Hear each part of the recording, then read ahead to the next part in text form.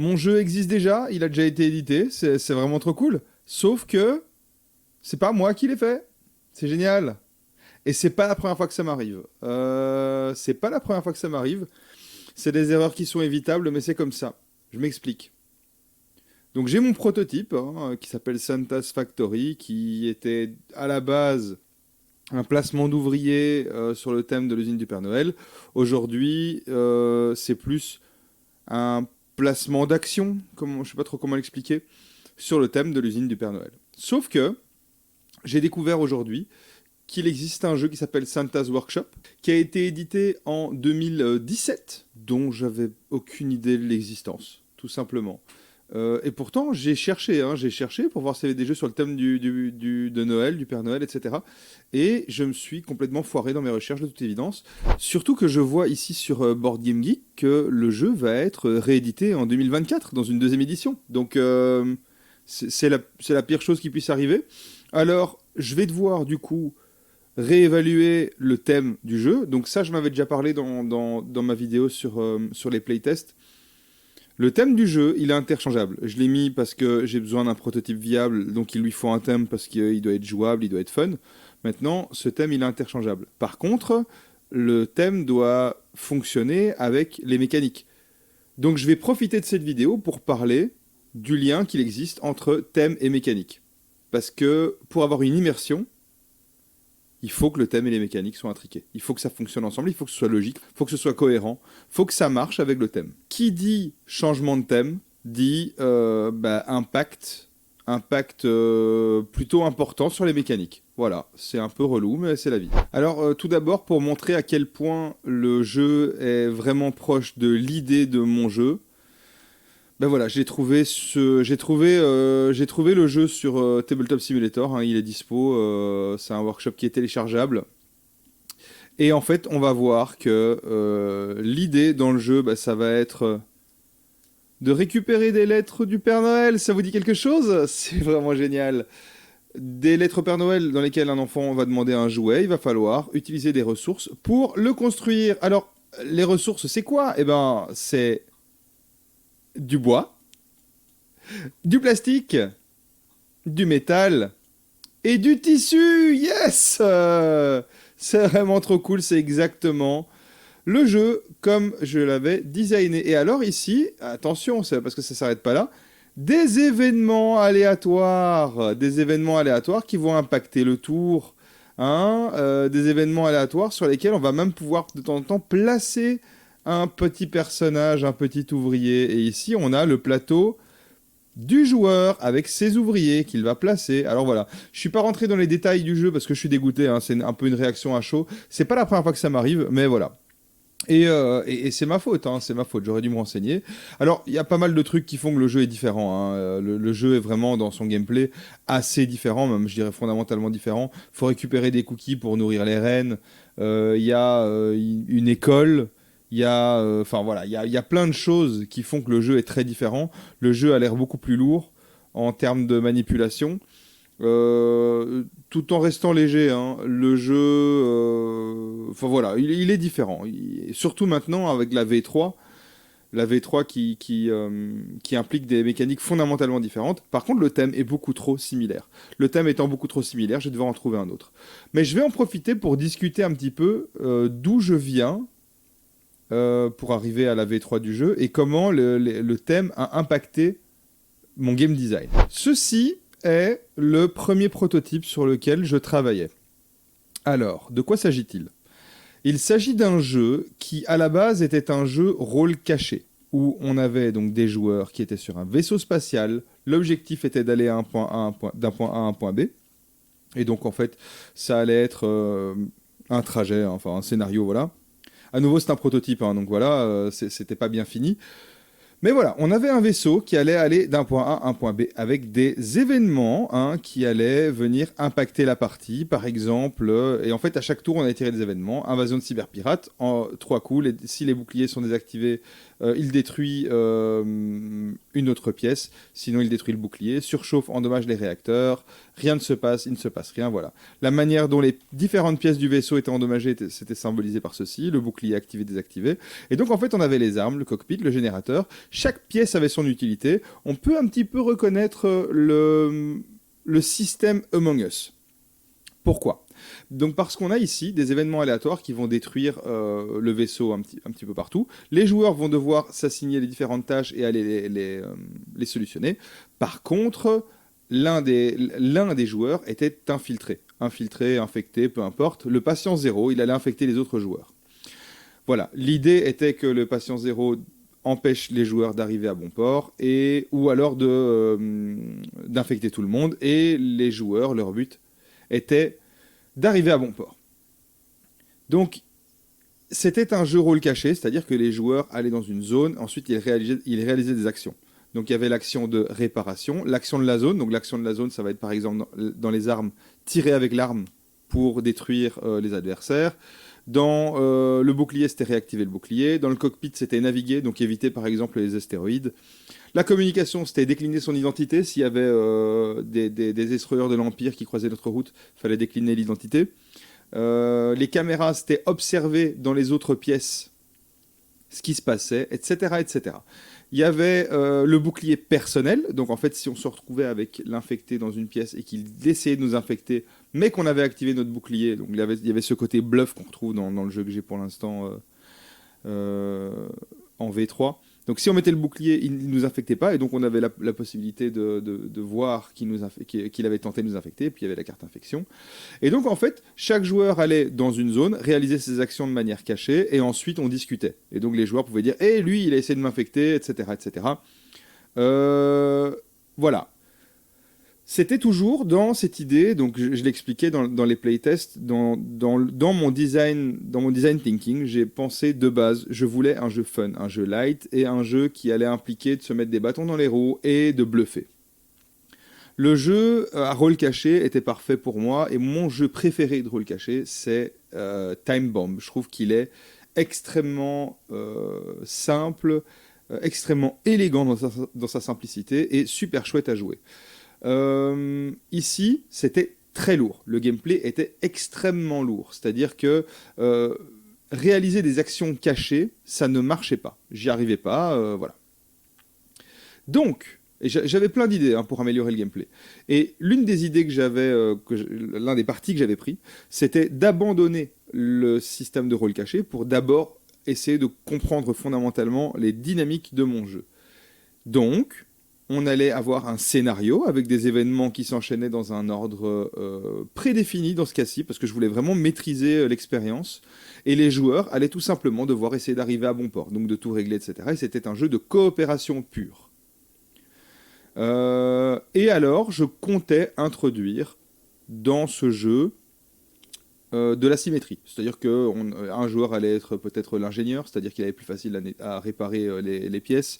Un autre joueur allait être le garde du corps, etc., etc. Voilà. C'était l'idée.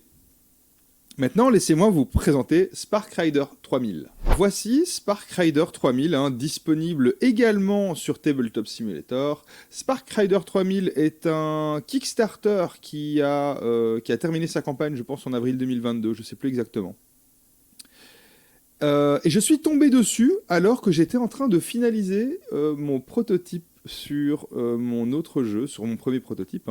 Et donc ici, l'idée, c'est qu'on a un vaisseau avec des événements aléatoires qui vont détruire différentes pièces du vaisseau.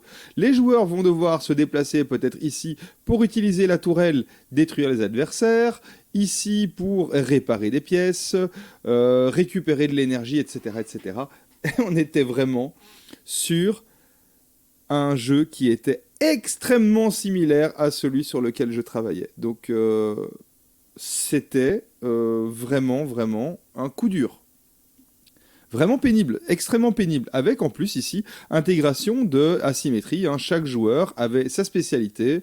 Le but était d'arriver d'un point A à un point B. Alors en plus, il y avait évidemment des scénarios avec des événements qui s'enchaînaient de manière scénarisée. On a le cockpit, on a l'observatoire, l'armurerie, le pont. On voit qu'il y a différents lieux avec différents effets, etc. Donc c'était extrêmement similaire. À ce moment-là, j'ai dû abandonner mon idée, tout simplement. Donc, une fois que ce jeu, enfin que voilà, moi, en fait, mon jeu, le système était beaucoup plus simple que celui-ci, et l'idée était beaucoup plus light. Et donc je me suis dit, ok, c'est pas grave, changeons le thème. Et j'ai réfléchi, j'ai essayé de pas mal d'idées, par exemple des cow-boys qui seraient en train de défendre une banque ou un saloon d'une arrivée de bandidos. Et donc chaque cow-boy pourrait aller dans certaines pièces du saloon pour défendre. Et donc il faudrait juste survivre à des vagues d'adversaires. J'arrivais pas à trouver un chouette truc. Ensuite je me suis dit, tiens, pourquoi pas une usine du Père Noël, parce que c'était l'époque de Noël, et je me suis dit, tiens, il n'y a pas vraiment de jeu autour de ça.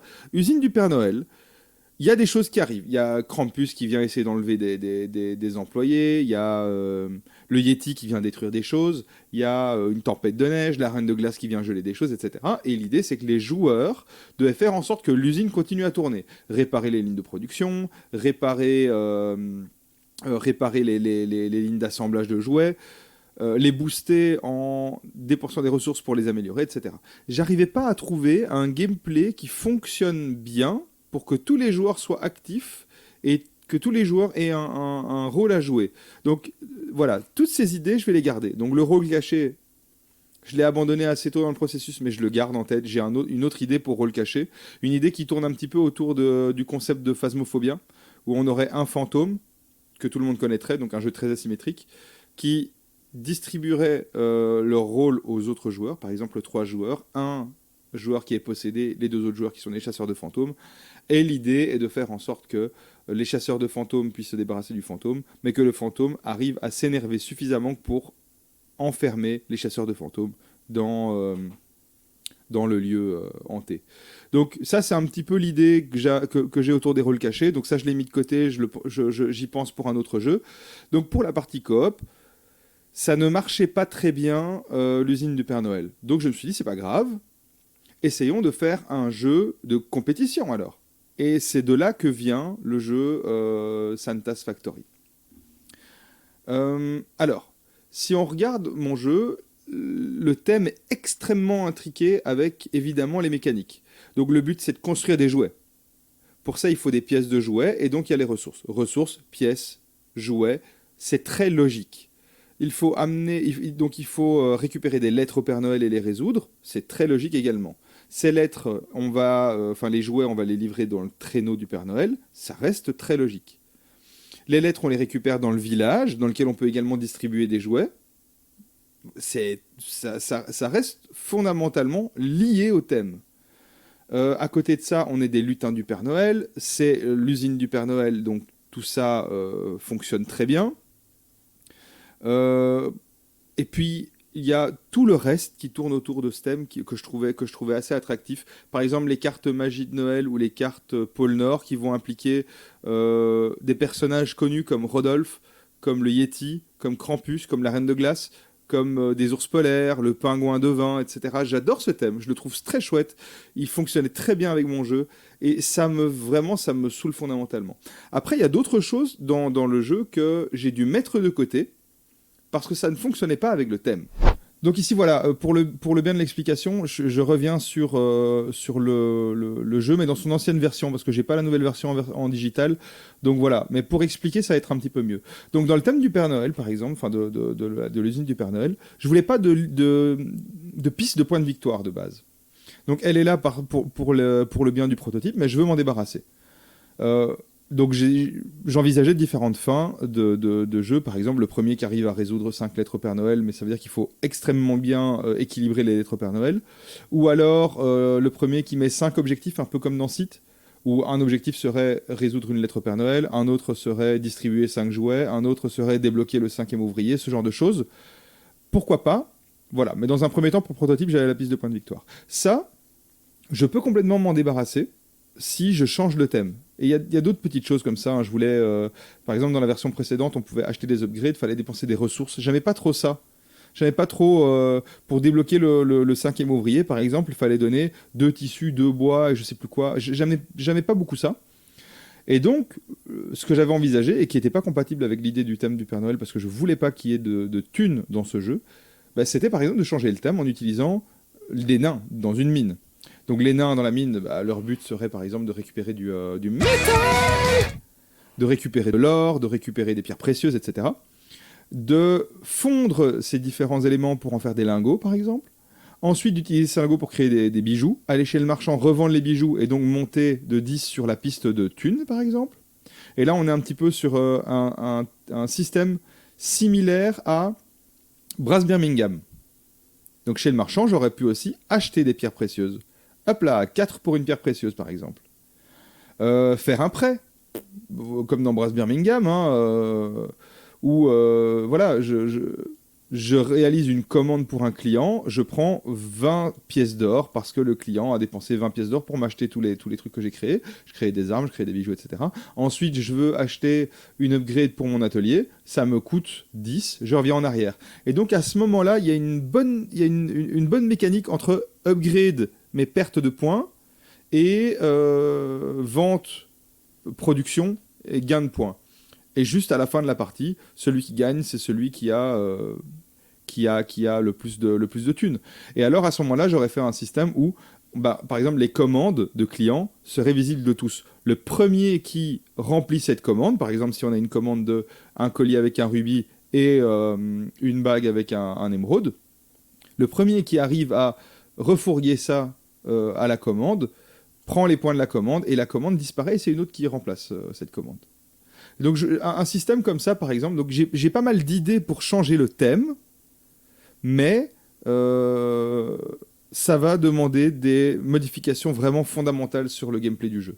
Et ça, c'est un peu pénible. Surtout que c'est pas la première fois que ça arrive, hein, à nouveau. C'est ma faute, j'aurais dû me renseigner. Je souhaite tout le succès du monde, évidemment, à Santa's Workshop. Je vais changer mon thème, je vais trouver autre chose, les nains peut-être, ou autre chose. L'Heroic Fantasy ne marche plus très bien hein, ces derniers temps. Donc voilà, c'est très important le thème dans un jeu. Hein. Si on prend un jeu comme Everdell, je sais pas si ce serait vendu aussi bien si son thème était pas si chouette. Ou alors, par exemple, un jeu que j'adore, c'est Aftermath le Cataclysme. L'idée c'est que il y a une apocalypse, il y a plus d'humains, etc. Les animaux ont évolué d'une certaine manière. Et on incarne des rongeurs aventuriers. Un cochon d'Inde, une souris, etc. Et on va récupérer des cure-dents et tout pour se faire des armes. Et les obstacles vont être, je sais pas, des canettes ou ce genre de choses. J'adore. Le thème, c'est extrêmement important. Donc ici, il y a moyen de faire mieux que l'usine du Père Noël en termes de thème. J'en suis sûr et certain. Mais ça va demander une grosse réflexion et une grosse modification du gameplay à nouveau. Donc dans un premier temps, la V3, je vais continuer à la tester pour essayer de valider certaines hypothèses et pour valider certaines mécaniques. Les événements aléatoires, j'aime bien. Le système de lettres au Père Noël / commande, du coup, j'aime également. Les cartes magie de Noël sont toujours transposables à d'autres thèmes. Donc ici, je veux savoir quelles sont les cartes qui amènent le plus de fun et qui fonctionnent le mieux. Donc voilà, ça c'est des choses que je vais devoir modifier malheureusement. Et ce seront de grosses modifications, et c'est la vie. Voilà. Si vous avez des questions, si vous avez des suggestions, si vous avez envie de commenter, n'hésitez pas, la section commentaires est là pour ça. Sur ce, merci d'avoir vu la vidéo, et des bisous!